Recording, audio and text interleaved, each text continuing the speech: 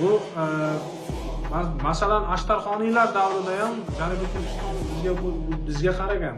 Buxoro amirligini hududi bo'lgan yaqinlargacha.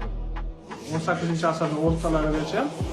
Keyin o'sha Afg'on amirligi shakllangandan keyin mana bu Nodir Shoh bostirib keldi-ku bizga. Nodir Shoh bostirib keldi, Buxoro Samarqandni egalladi, o'sha Ashtarxoniylarning tanazzuli bilan. Keyin afsuski ular Afg'on hududlari, o'sha Janubiy Turkiston hududlari bizni nimamizdan chiqib ketdi, tasarrufdan chiqib ketdi. Bu yerda geografik nimani ham ahamiyati katta bo'ldi. Daryoni borligi ham ko'p to'siq bo'ldi.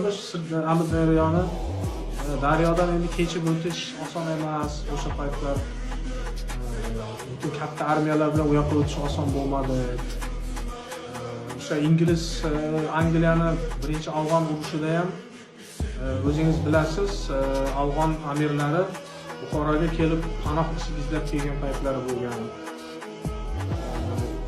Asosiy ajralishlar shu nimadan keyin bo'ldi-da, o'sha Ashtarxoniylarning tugashi bilan Buxoro amirligining shakllanishi bilan Janubiy Turkiston bizning qo'limizdan chiqib ketdi.